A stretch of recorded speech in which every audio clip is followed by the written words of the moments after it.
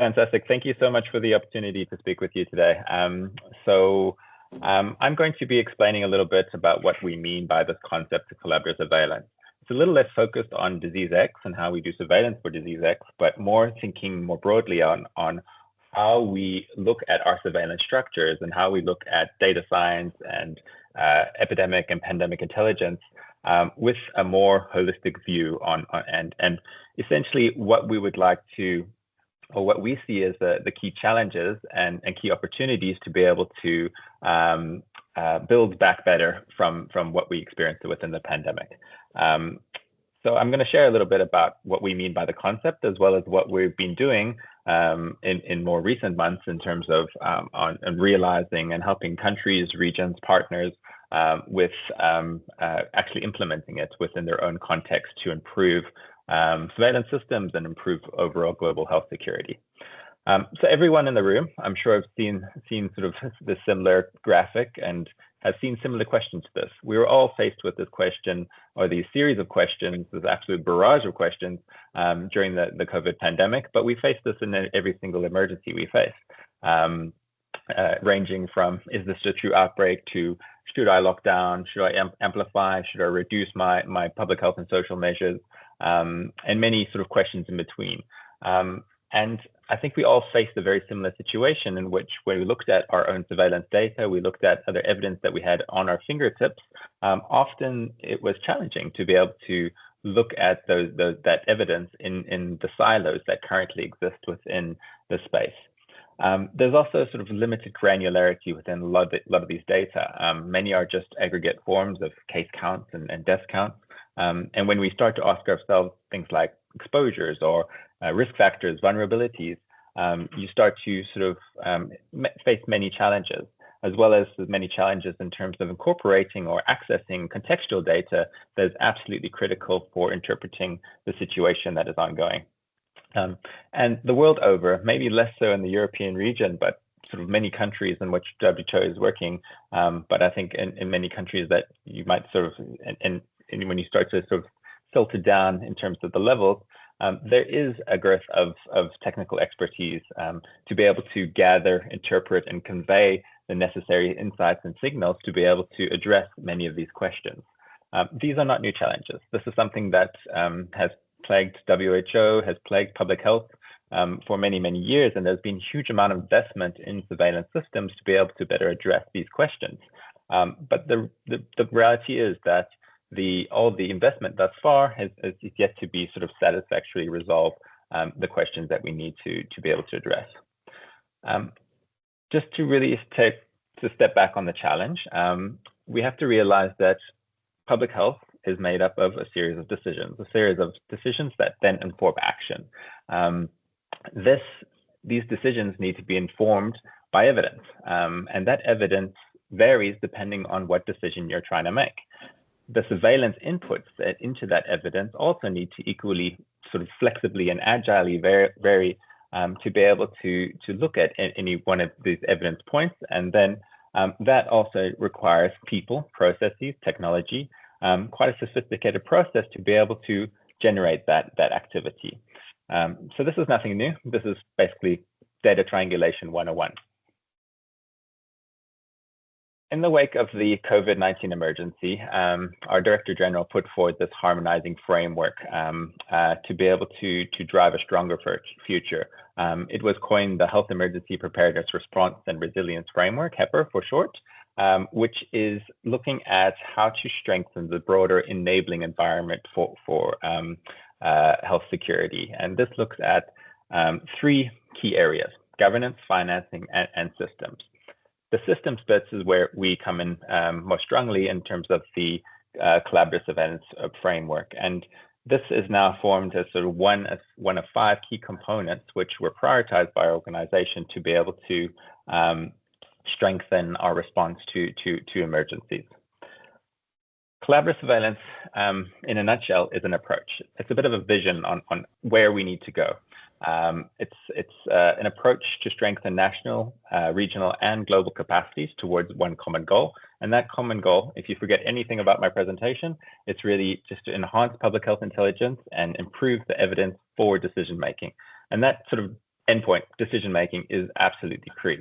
And I'll say this many times in the presentation, but if we always consider that endpoint and ask ourselves, is my evidence, is my study, is my surveillance system addressing that decision-making objective, then I think we're on a good track. If it's not being used for decision-making and public health response, I think that's grounds for to actually hit a bit of a reflection button and what needs to change, what needs to be able to be communicated to be able to address the decision-making objectives. So the definition of collaborative surveillance we published back in 2023. You can read it on the screen. I won't go over it in detail, but essentially it's a series of objectives. It's a series of capabilities, sub-capabilities further defined, a set of principles and enabling environment, which we believe all surveillance systems, public health intelligence capacity needs to build progressively towards these goals. The three objectives that were prioritized were around strengthening national integrated disease threat and vulnerability surveillance.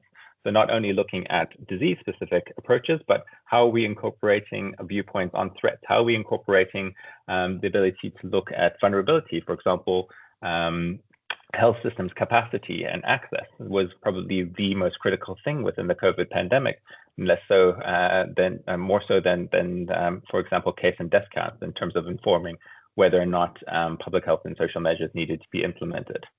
The second one is about laboratory capacity, but also thinking about the more traditional space in terms of having the diagnostic access to the diagnostic laboratories to be able to feed into surveillance systems, but then also looking at some of the more sort of novel technologies. Some of them are not so novel these days. So genomic surveillance, but also things like point of care testing. How is this going to feed into our surveillance capacity? And the third objective is really about how we bring it all together. How do we then bring our traditional surveillance, our sort of the other areas that we need to be looking at in terms of surveillance, and the same thing on the laboratory side, but having the infrastructure, having the personnel, having the expertise to be able to conduct risk assessments, event detection, and response monitoring on a continuous basis.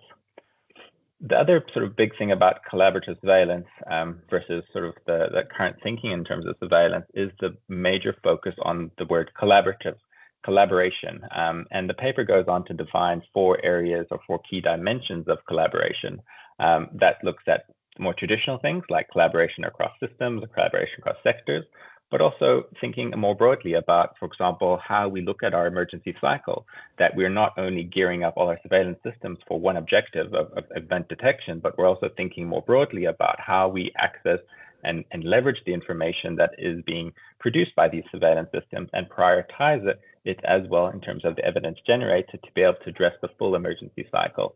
And also not only to go from emergency and always implement new systems, but how do we actually strengthen our routine systems to be able to address emergencies to build that resilience. And the fourth one there is sort of the collaboration across the geographical levels. Here, of course, we're talking about the more traditional, sort of looking at our national, regional, and global levels working hand in hand. But there's also a huge focus on how do we ensure that the local capacity exists so that we have local capacity for local action. The collaborative surveillance concept aims to support decision-making across all of these different areas that are described under the HEPR framework. So, of course, thinking about sort of our governance space, how do we see our surveillance systems feeding into some of these broader international instruments? Everyone's quite aware of the ongoing conversations around the IHR, but also the Pandemic Accord, but also some of the other sort of traditional instruments that WHO uses to be able to assess the capacity, the preparedness capacity of countries. A lot of discussion around the investment space. How are investments in surveillance systems being channeled in the right way to be able to break down some of the silos and not just reinforce them, but then also collaboration across our systems. And here, as I mentioned, we are one of 5 sort of key areas, but we also think about our collaboration and ability to address specific threats. For example, in this session, you're talking a lot about pandemic threats, disease X. So one of our key sort of initiatives is, for example, collaboration and seeing how we look at surveillance systems more holistically for specific disease use cases. And one of those key examples is for respiratory virus diseases, and the Mosaic framework would be another one. And I believe Maria spoke to you earlier today, so I'm guessing she mentioned some of that. So just a few slides because I think a lot of this is a bit of a jargon in terms of what we mean by the term collaborative surveillance. And just a few slides to kind of take a step back and really sort of exemplify that. There are many coexisting systems in any one given country, and I think you could take a look at your own country and identify many of these in your own area. Things like electronic medical records, notifiable diseases, and that might be integrated disease surveillance or others, animal health surveillance, other disease-specific surveillance systems, mortality surveillance. Each of these plays an absolutely critical role. Each of these has its own objectives. Each of these needs to be strengthened and reinforced. The idea of collaborative surveillance is not to break down these systems and not to sort of replace in terms of a single system. There has been ongoing efforts over the last, I don't know how many years, to look at how do we improve the interconnection between these systems. And there's examples, for example, One Health surveillance. There's a renewed attention there, a very important renewed attention that we need to continue to reinforce. There's also look at sort of systems integration, so bringing multiple systems together to be able to form a stronger system, and that we're not necessarily all going out with separate case investigation forms, but we're tackling things in a more strategic and streamlined way. But also various examples of more targeted technical enhancements in terms of systems. For example, wastewater surveillance is something that receives a lot of conversation of late. And this forms part of a broader activity, a broader ecosystem that we need to see ourselves in. Collaborative surveillance represents a bit of a new generation in terms of surveillance thinking, in that we see all of these systems as absolutely critical, but we need to reinforce the collaboration between those systems for mutual benefit. And that sort of, those key words there, mutual benefit, are absolutely key, so that we have more streamlined information sharing between these systems, so that individuals that are operating and administering these systems to be able to share information, share intelligence, and improve their own surveillance activities at the same time. Within that, we also need to think about how do we better address those questions? How do we access those data when they need to be accessed? And often that requires some sort of public health intelligence capacity within a country, not just at the national level, but also at local levels, to be able to triangulate all these different surveillance sources for that mutual benefit. And then to finally sort of see that translate into action, see that translate into decisions, intelligence that is enforcing better decisions at the end of the day. This is going to take investments not only in surveillance systems, not only in technical capacity, but we need to be looking again at these three broad HEPR buckets of systems, governance, and financing to be able to achieve that. And there's further activity under each of these areas that we can further explore. So that, in a nutshell, is collaborative surveillance. It's that ability to look a little bit beyond your own individual system, ability to collaborate, ability for systems capacity to then inform public health intelligence at the end of the day. This is something that our WHO Health Emergencies program has taken to heart, and it is sort of strongly advocating for it. Within our program here in the WHO Emergencies, we have a division that is dedicated at this idea of collaborative surveillance as part of our core strategy. And we've also stood up a multi-workstream program to support countries, regions, and partners with building this enabling environment for collaboration to occur. And as sketched out there, there's a lot of activity in engaging stakeholders, assessing, helping countries to assess their capacity, mobilizing resources, supporting, providing technical support, but also providing other support to be able to realize some of the plans that countries are prioritizing, and then share some of the learnings out of this for mutual benefit. The kind of the terminology that is being used by countries, by regions, does vary depending on where you're looking. Within the European region, where you're operating now, Of course, Preparedness 2.0 was signed off by member states very recently, and collaborative surveillance is a key component of that. And we've also seen some sort of very exciting activity in terms of the Pan-European Network for Disease Control, and also a sort of entire working group that's been stood up to look at collaborative surveillance. How do we operationalize this for the benefit of European countries? If you look outside of Europe, the terminology does slightly change, and we're here not to have a terminology war. There's a different surveillance strategies. Collaborative surveillance, again, is an approach, it's a vision that can then be applied through respective regional strategies and activities. Very briefly, and sort of some closing slides, I just wanted to share some of the experience that we've been building at country level, and there's been various sort of flavors of collaborative surveillance that have been applied at country level. The Mosaic framework, again, I mentioned at the beginning of the talk. That's now being piloted in 8+ countries and sub-regions to strengthen respiratory virus surveillance. One of our key partners in the space, Resolve to Save Lives, has been ongoing undertaking the prototyping of the concept within 4 African countries, and that looks like establishing 3-year projects to be able to strengthen this broader systems governance financing for surveillance activities within each of these countries.